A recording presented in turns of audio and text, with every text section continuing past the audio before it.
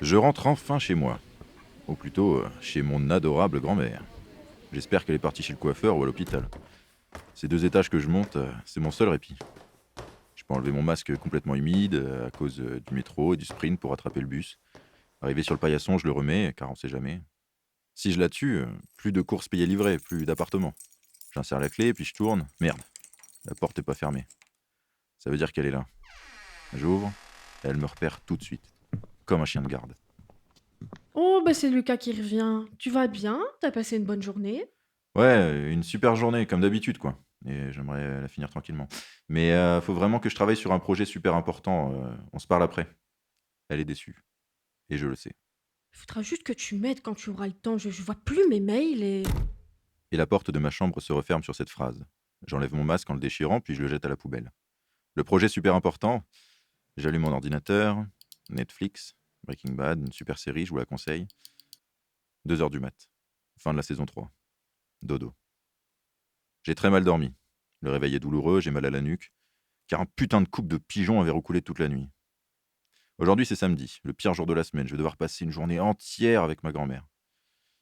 Mieux vaut se lever le plus tard possible. Saleté de pigeons, qu'est-ce qu'ils en font du bruit? Oh là là, faut que j'aille aux toilettes. Oh, c'est plus possible ça. Je vais finir par me faire dessus un de ces jours, la vieillesse. Il est 7 heures du matin, ça c'est mon heure. Avant toute chose, prière. Je vais devant mon petit autel, une statue de Marie, des lauriers bénis venant de Saint-Geniès d'Aulde et bien sûr ma bouteille d'eau bénite de Lourdes. Je prends quelques gouttes, un signe de croix, et je prie ma défunte mère, ma sœur et le père de mes petits-enfants de les protéger, Lucas, sa petite sœur, ma fille, ma sœur et son Alzheimer, mes amis, Josiane, Bernadette, ma voisine, Madame Gratchou, la mendiante qui vend des fleurs à la sortie du carrefour, ma coiffeuse, tous ces inconnus que j'ai croisés, les victimes du marshmallow virus, et même les 2 filles qui m'ont volé mon portefeuille, tiens et 1 000 € sur mon compte bancaire. Oh, s'il te plaît, Marie, protège-les tous, qu'ils soient tous en bonne santé. Tiens, c'est l'heure du petit déjeuner. Je sors le beurre du frigo, fais chauffer mon café et je rejoins la table à manger où j'avais tout préparé hier soir. Mon petit bol beige, retourné sur une assiette pour recouvrir mes 2 biscottes, à côté un couteau à beurre, une petite cuillère, mais avant de faire bonne chère, je dois prendre ma glycémie. Un vin. Oh, c'est pas mal, hein, mieux que d'habitude. Allez, je peux me permettre un petit morceau de sucre dans mon café. Tiens, qu'est-ce qu'il raconte encore aux infos là? J'allume ma télé, BMF, BFM TV.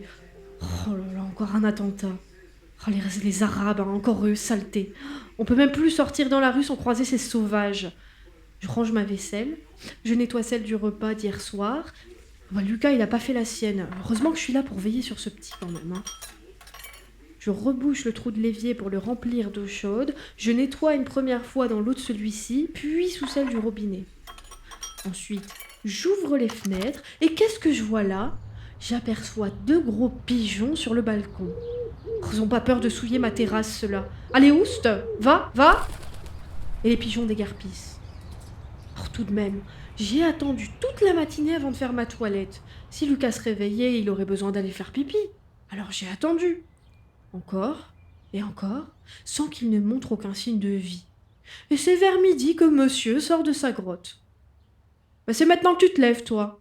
J'ai attendu toute la matinée et je pensais que tu pourrais me remercier au moins. Mais je t'ai rien demandé. Si tu veux prendre un bain, vas-y, c'est pas grave, je t'attends. Oui, oui. Sinon, il faudrait que tu m'aides pour mon ordinateur. J'ai toujours pas mes mails. Ouais, on fait ça après. J'ai faim là. Quelle nuit, hein? Les pigeons, ils ont roucoulé tout le temps. J'ai pas fermé l'œil. Ah putain, oui, ces enflures de pigeons. J'ai l'impression d'avoir fait une nuit blanche. C'est pas possible, il y a d'autres balcons, bordel. Et puis il part se faire une crêpe dans la cuisine. Il ne veut pas m'aider. Tu penseras à mon ordinateur, hein? J'entends pas, je suis dans la cuisine, plus tard. Aujourd'hui, ma grand-mère surprit le pigeon de la mort en train de se gratter sur le balcon. Lucas, Lucas, aide-moi à l'attraper. Me chuchota-t-elle. Alors j'arrive sur la pointe des pieds, je m'accroupis et d'un coup je saute sur le pigeon. Mais il s'envole. Pas assez rapide, je l'avais presque. Tu réussiras mieux la prochaine fois. Une nuit est passée et aujourd'hui, le pigeon m'échappa encore. Puis encore et encore. Je pris donc une décision que je partage à ma grand-mère. Je vais m'inscrire dans un club de boxe pour gagner en réflexe. Mais tu vas avoir besoin de protéines pour devenir plus fort. Bernadette, tu sais, mon amie du kayak, elle donne de la poudre à son fils. Il paraît que ça marche très très bien. Avec plaisir. Il enchaîne donc les séances, il avale mes protéines et je lui cuisine des plats pour lui faire gagner du temps. Il a déjà gagné en vigueur et ça se voit à son visage. Un beau jeune homme. Alors, ici, tu peux ajouter tes contacts au destinataire du mail et là, c'est ta page pour faire le tri. Ce sont 2 espaces différents. Oh là là, c'est compliqué tout de même, hein. Mais non, c'est super simple. Regarde, je te le fais. Oh mais t'es génial quand même, hein, comme petit-fils. Tu sais tout faire, t'es formidable. Moi je le dis, moi, à mes amis, à quel point il est génial mon petit-fils, tu sais. D'ailleurs, elles sont des filles à qui on pourrait peut-être te présenter un de ces quatre. L'heure avait sonné. Après 4 mois d'entraînement, de boxe 4 fois par semaine, il est temps pour ce pigeon de se faire attraper. Nous avons tout prévu. Un filet trouvé par, grand-mère dans une boutique lugubre, l'heure, le lieu. Nous attendons qu'il se pose, qu'il prenne ses aises sur le balcon, qu'il relâche sa vigilance.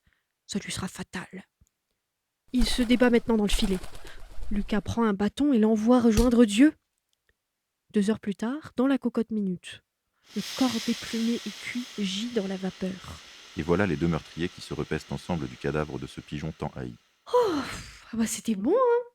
Ouais, je pensais pas que ça aurait ce goût-là. Voilà, voilà.